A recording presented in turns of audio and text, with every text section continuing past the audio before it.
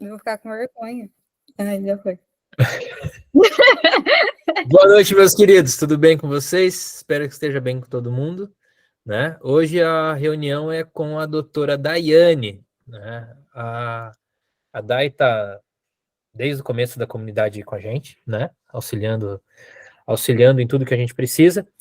E surgiu umas dúvidas semana passada do Thales, inclusive, que ele perguntou sobre... Ele tinha um PAD, até abri uma reunião bem rápido com ele de manhã. Participou eu, o Thales, o Kel, acho que o Renan estava nessa reunião também, que ele ia ter um PAD no final da manhã e ele precisava matar algumas dúvidas. Quando a gente finalizou a reunião com o Thales, eu lembrei que o TCC da Daiane foi sobre falta disciplinar, sobre o processo de apuração, né, o processo administrativo disciplinar ali na apuração da falta grave, e chamei ela para trocar uma ideia com a gente, porque ela estudou isso para terminar a faculdade dela e hoje é advogada lá no escritório e desembola tudo muito bem. Então, chamei ela para trocar uma ideia com a gente, para falar sobre apuração de falta grave, como que funciona o procedimento, né? E é isso, beleza? Dai, seja muito bem-vinda para sua primeira reunião na comunidade Extremamente emocionada estou. como nossa convidada, e é isso, a palavra é toda sua. Oi, gente. O meu TCC, ele abordou o PAD, basicamente de como ainda é um procedimento inquisitório, de como é a mesma pessoa que apura a falta, é a mesma pessoa que julga, e a acusação são os agentes públicos ali que apura a falta, que profere a decisão e que colhe ali todas as provas no decorrer do PAD. Eu passei basicamente 60 folhas do meu TCC criticando o PAD, então, assim, é um procedimento com bastante coisa que a gente fica, como que isso realmente acontece, e tem pouquíssima coisa escrita sobre. Eu usei basicamente o Rodrigo Roig e o André Jean Berardino e o Renato, que me passou como é a realidade prática. Inclusive, foi metade do meu TCC. Eu fiz uma reunião com o Renato e ele me esclareceu, eu fiz umas perguntas e ele me esclareceu várias coisas de realmente como acontece, porque tem pouquíssima coisa escrita sobre. Eu vou começar falando como que é o procedimento, depois alguns pontos passíveis de crítica e, por fim, se realmente dá para vislumbrar aí alguma solução. O procedimento ele é realizado da seguinte forma: o agente penitenciário ele identifica a falta. Quando for para passar, eu aviso, tá? O agente penitenciário ele identifica a falta e ele tem que individualizar essa falta. Só que aí já nasce o primeiro problema, porque em algumas situações é muito difícil de você conseguir individualizar essa falta. Porque vamos supor em uma situação que é encontrado um celular numa cela. Não foi encontrado o celular na mão de ninguém, não tem como identificar de quem é aquele celular sem ir para uma perícia ou algo do tipo. Eles não vão esperar ter a certeza de quem é o celular para imputar a falta para alguém. E aí nasce um segundo problema, que é o poder na mão do agente público, que ele imputa a falta ali a quem ele bem entender, por um conflito pessoal ou por apenas um achismo qualquer. Em seguida, o procedimento aí efetivamente se inicia, e é quando eles pedem para o acusado ali da falta realizar uma justificativa. Eles dão um papel para a pessoa, uma caneta, e pedem para eles realizar ali a justificativa à mão. O que acontece é que a gente tem um sistema carcerário com escolaridade muito baixa, algumas pessoas semi-analfabetas, analfabetas, e muitas vezes elas não conseguem realizar essa justificativa. E aí, o que acontece é que o agente penitenciário, ele vai lá e a pessoa dita, ele escreve ali o que ele bem entender, e a pessoa só ratifica tudo ali que o agente escreveu. Uma coisa importante ressaltar é que o castigo ou a sanção, ela já é aplicada logo na apuração da falta, não se espera finalizar o PAD ou qualquer apuração sobre a falta ali que foi cometida. Após a colheita da justificativa, se inicia efetivamente o procedimento administrativo disciplinar, que a acusação cuida ali de todo o processo e quem profere a decisão é o diretor do presídio. Sem qualquer formação jurídica, ele profere ali a decisão do PAD. O PAD, ele deveria ter a defesa técnica, em pouquíssimas situações acontecem, eles justificam devido à falta de comunicação, de eficácia na comunicação e de celeridade na comunicação entre o administrativo e o judiciário. Uma exceção que deve acontecer sempre no caso de aplicação do RDD, do regime disciplinar diferenciado, que aí tem que ter a apreciação por parte do juiz da execução. Então, muitas vezes dispensa o PAD e vai direto para o juiz da execução. E aí a gente tem outro problema. Após o PAD, que é feito no âmbito administrativo, deveria ter a homologação pelo juiz da execução, que também, muitas das vezes, não acontece, que seria uma audiência justificativa, que deveria ter ampla defesa, o MP, ali um juiz com conhecimento jurídico para homologar aquela falta. E muitas das vezes isso não acontece. O STF, inclusive, já se posicionou sobre isso e fala que sim, deve ocorrer essa audiência justificativa, e não necessariamente precisa que ocorra o PAD, mas que a audiência justificativa, ali no processo da execução, ela tem que acontecer. Mas, infelizmente, não acontece em várias vezes. Pode passar, Rê.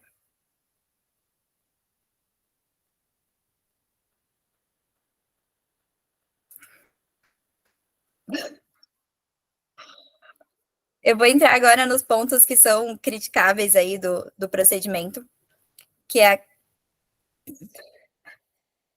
O meu técnico não está muito bom hoje. É o slide 6. 6? Quer preparar? Tá bom, beleza. Deixa eu abrir o áudio, porque eu me bati aqui em tudo. 6. Aqui. Fechou. Então, os problemas no procedimento para apuração da falta disciplinar. A primeira coisa que é a individualização da conduta da falta. Como eu falei, tem situações que é muito difícil de você se individualizar a conduta e fica aí a bem querer do agente por um conflito ou por um simples achismo dele individualizar aquela conduta e imputar aquela falta a alguém. O poder na mão do agente público é enorme no procedimento para apuração de falta disciplinar grave. Ele é ali que faz todo o trâmite e ainda um colega de trabalho que profere uma decisão. A justificativa, que para mim assim, é simplesmente uma piada, eu acredito que ela não influencia em nada, que ela realmente só vai influenciar alguma coisa se for para prejudicar ali a pessoa que está sendo acusada de cometer a falta. A realização em si do processo administrativo disciplinar, que não tem a divisão de função, a aplicação da sanção é sem qualquer apuração, constantemente a gente vê falta de defesa técnica. Pode passar aí. E também tem algumas questõezinhas que são questionáveis, que é a falta de defesa técnica no PAD, como eu falei, que não tem, eles se justificam por essa falta de comunicação, de diálogo entre o âmbito administrativo e o judiciário, mas que não deveria acontecer, né? E a falta disciplinar grave na modalidade tentada. Se você tentou realizar uma falta disciplinar e não obteve êxito em realizá-la, você ainda assim pode levar a uma falta disciplinar. A dificuldade na oitiva de testemunhas no PAD. É previsto que pode se arrolar testemunhas para ser ouvida no PAD, contudo, isso não acontece, tanto por uma dificuldade de arrolar essas testemunhas pela defesa, primeiro, de ficar sabendo do PAD, depois de arrolar essas testemunhas pela defesa, e também eu acredito que deve ter uma indisposição interna para que isso ocorra. E, por fim, a audiência de justificação, que deveria acontecer em todos os casos, para que, no juízo da execução, um juiz com conhecimento jurídico, com defesa, o MP, ampla defesa, contraditório, para que se apure a falta, realmente se homologue ali aquela decisão do âmbito administrativo, e que muitas vezes não acontece. Pode passar. Como solução, eu confesso que quando eu cheguei nessa parte do meu TCC, eu fiquei bastante decepcionada, porque a gente não vê nada efetivo para algo a pequeno prazo, nem a longo prazo, na verdade, que realmente se possa fazer para melhorar essa situação. Eu achei um projeto de lei que não versa ainda sobre toda essa matéria, versa sobre uma matéria correlata que pegaria a questão do procedimento para apuração de falta disciplinar grave. Então, assim, você não acha pessoas dispostas a propor coisas, pessoas que têm o poder de propor coisas para mudar essa situação. Realmente, na prática, assim, é bem difícil de você ver uma solução para isso. Na teoria, existem algumas coisas... Pode passar, era o outro slide. Isso. Na prática, na teoria, você vê, sim, algumas soluções que, assim, para mim, de suma importância é a comunicação entre o âmbito administrativo e judiciário. Ela precisa acontecer, ela precisa ser mais célere, ela precisa ser mais efetiva. E aí tem algo que o Rodrigo Roig, ele expõe, que é bem interessante, que é a questão da aplicação da conciliação, da mediação e da justiça restaurativa no PAD, tentando minimizar os transtornos que o procedimento pode causar ao indivíduo que está ali nesse procedimento para apuração de falta grave. E ele também coloca como possibilidade de se transpor do processo penal para a execução alguns institutos, como a suspensão condicional do processo, a reabilitação, a revisão, tentando ainda assim dar uma solução que não seja tão lesiva à pessoa que está ali sofrendo, passando pelo procedimento da falta disciplinar grave. E aí é isso. Não sei se eu enrolei muito para explicar, mas... Não, nem enrolou daí, perfeito. É isso. Trazer também um pouco do que a gente trocou de ideia, né? Quando você fez teu TCC, né? Sim. A real do que acontece dentro da cadeia. Gente, eu não sei quais de vocês aqui atuam já pegaram casos de falta grave para cuidar, para defender. Quem aqui já atuou em situação de falta grave ou qualquer falta disciplinar? Quem aí já atuou? Renan? Maria? Qual que era a situação que você pegou para atuar, Maria? O meu era sobre a bateria da tornozeleira, que tinha acabado e ficado um período ali sem a localização. Situação mais tranquila. Mas procedimento administrativo dentro de cadeia. A Mona Lisa, acho que a Mona Lisa ergueu a mão aí também? Sim. O meu foi insubordinação. Daí, como que foi... o que o DPEM colocou no papel? Não, ele alegou numa visita que o preso se negou o término dela e perturbou os outros e, na verdade, sim, evitou o término e fez com que isso gerasse um tumulto. E desrespeitou, então, os agentes. E tenho certeza que, provavelmente, cadeia do Paraná, né? Imediatamente jogaram ele já no castigo, né? Já levaram ele para o castigo, deixaram ele de 10 a 30 dias no castigo, muito provavelmente. E que falta que foi aplicada nele? Média ou grave? Foi a grave. Ele perdeu a portaria. Aí o que fizeram? A gente só soube, né, no caso, porque a portaria dele seria naquela semana. Aí a família, desesperada, com tudo pronto para receber, entrou em contato comigo. Eu fui falar com o diretor da colônia penal agrícola simplesmente se fez assim, não sei o que está acontecendo, mas a gente vai reconsiderar. Isso foi numa sexta-feira. Me fez voltar lá na segunda com a defesa. Chegando lá, ele falou, a psicóloga está na PEP 1, assistente social está na 2, não sei quem faltou, não vai ser julgado hoje. O que aconteceu? Eles julgaram sozinhos na quarta-feira. Aí foi para média. Foi para média. Foi para média. Pelo menos não voltaram ele para o fechado, né? Não voltaram. Mas porque eu fiquei muito em cima. Enviei vários e-mails e Aí agora eu vou esqueci o nome da pessoa. Uma outra pessoa viu esse e-mail e foi em cima do diretor. Por sorte. Porque ficaria grave. Qual que é a grande bronca da situação de apuração de falta disciplinar? Qual que é o grande problema? Que nós, o cliente, todo mundo, fica na mão do departamento penitenciário. 100% na mão do departamento penitenciário. Não tem um órgão de fiscalização que deveria ser o Ministério Público, né? Quem deveria ficar em cima do Ministério Público, do Departamento Penitenciário numa situação dessa? MP, obviamente, porque é custos legis, né? A função dele seria qual? Fiscalizar, ver se não tem um abuso, ver se o procedimento está correndo de forma correta.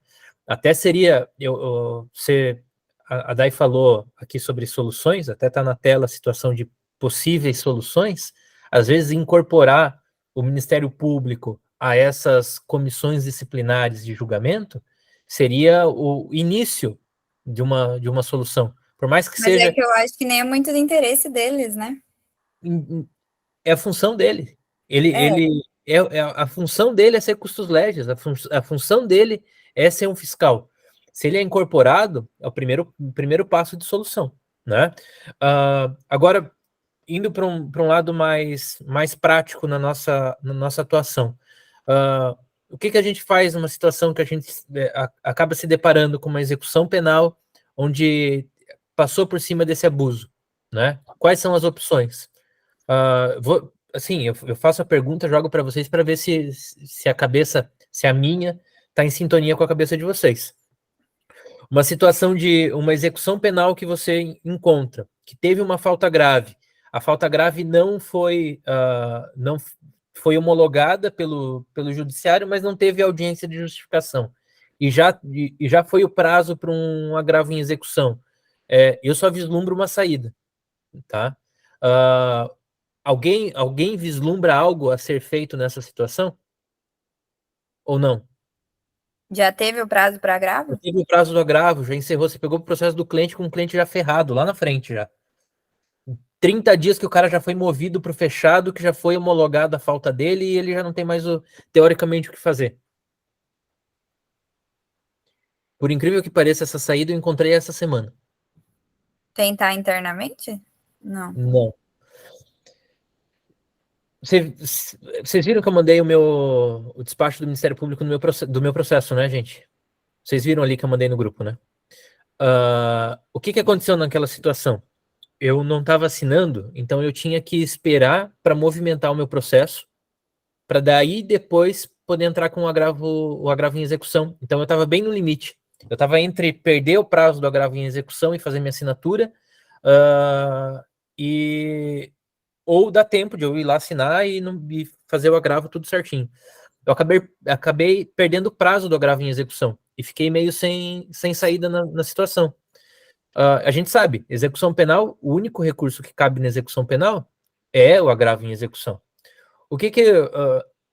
Conversando, eu e a Carol, trocando ideia, e a Carol me trazia a ideia mais racional e mais jurídica, e eu tentando criar alguma coisa maluca na cabeça.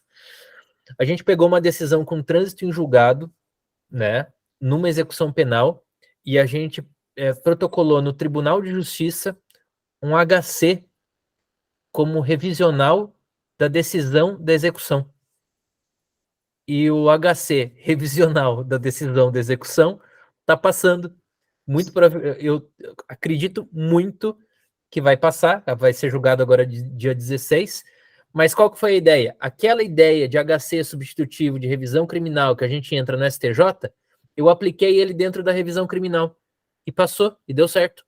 Então, assim, é uma possibilidade real. No STJ mesmo? Não, no TJ, no Tribunal de Justiça. Uma decisão que já foi decidida,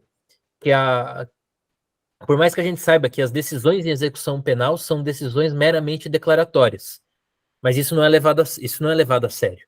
O judiciário não entende assim. Se as decisões não têm o entendimento que as decisões são meramente declaratórias dentro da execução penal, não é algo que os juízes entendem isso de forma pacífica, quando você protocola o pedido novamente, ele simplesmente faz uma decisão remissiva, né? É o seguinte, eu já decidi lá no movimento número tal, na sequência número tal, não vou decidir de novo. E ponto, acabou. Ele não discutiu a matéria, o agravo em execução vai simplesmente dizer que o juiz não discutiu a matéria no primeiro grau, ou que o prazo do agravo em execução passou, que na verdade eu estou tentando reabrir um prazo que já se esvaiu numa sequência anterior, né? E eu já tive situações assim, que o tribunal simplesmente negou o agravo, porque eu tentei fazer isso, né? Pensando na na minha inocência de advogado, eu tinha um sonho, né? A minha inocência de advogado, eu acreditei que, por ser meramente declaratório, eu poderia fazer o pedido e ia ter uma decisão da autoridade ali para eu poder agravar e subir esse agravo em execução para o Tribunal de Justiça. Na minha situação específica depois, agora, como era meu processo, eu decidi fazer diferente, tentar algo novo.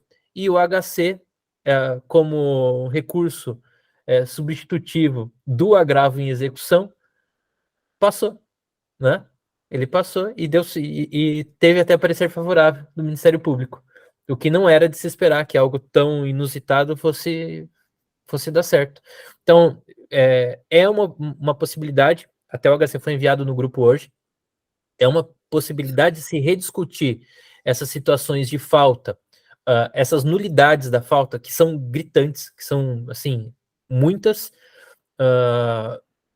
via o HC, tá? É possível. Obviamente, você tem que seguir um procedimento, primeiro para criar essa possibilidade, tá? Não é simplesmente pegar a falta e juntar o HC.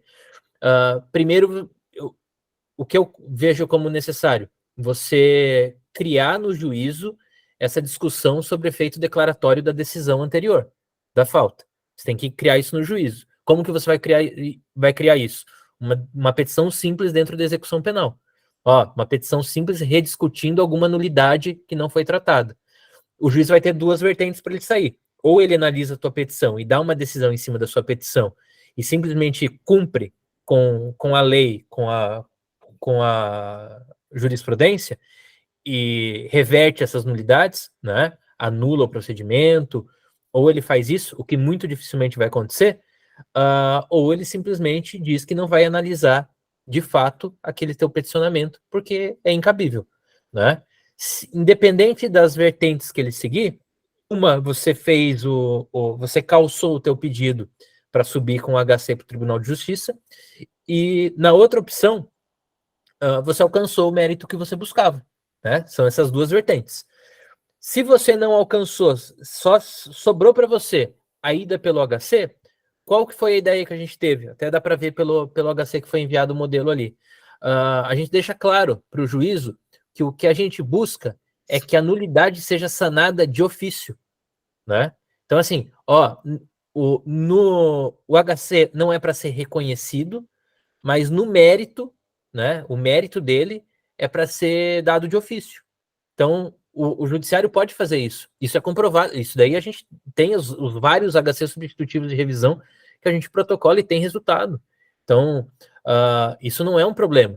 O que você precisa fazer é levar essa matéria para conhecimento de alguém que realmente possa alterar a realidade que foi feita no primeiro grau, que foi passado pano pelo judiciário e que agora você está com na tua mão uma bronca do teu cliente para resolver, que muito provavelmente outros advogados não vão ter o mínimo de noção para onde correr. Mas vocês sabem que, independente do que aconteceu, tem vertente, tem escapatória, tem para onde sair, né? Independente do que aconteceu no processo da execução penal, a falta grave foi analisada de uma forma com um abuso, uma forma nula, ilegal, independente da forma que foi feita essa análise da falta grave lá anteriormente retratado, a Mona Lisa trouxe para a gente uma situação que ela conseguiu contornar. Ainda foi lá, conversou, passou o perrengue, enrolaram ela, jogaram para um dia, para o outro, fizeram, e isso é normal o departamento penitenciário fazer, mas tem situação que a gente vai chegar no processo e isso daí não vai ser possível, porque já vai ter finalizado. E se você viu que isso é finalizado, você pode trazer para o teu cliente que ainda tem uma saída, ainda tem uma opção. Óbvio, você não vai falar para ele que ele vai ser absolvido, né? Óbvio que não estou dizendo isso, tá, gente? Mas você vai trazer para o teu cliente que ele tem uma saída, ele tem para onde correr, tá? Que ele tem para onde ainda brigar, que a esperança dele ainda não acabou. A esperança só acaba quando vem o julgamento no STJ ou no STF. Beleza, gente? E ainda assim, eu ainda espero que ano que vem eu suba meu primeiro pedido para a comissão de direitos humanos lá, né? Vamos ver se acontece isso um dia, né? Mas beleza, gente? Acredito que é isso. Ficou alguma dúvida sobre procedimento, sobre a falta grave, para perguntar, para a gente tratar ou não? Vamos com calma, gente. São muitas perguntas. Vou parar de gravar, então. Porque quando eu paro de gravar, vou deixar gravada essa minha fala agora aqui, ó, só para finalizar. Porque quando eu paro de gravar, vocês começam a falar mal dos outros, dos grupinhos do lado. Hã? Ai, que mentiroso.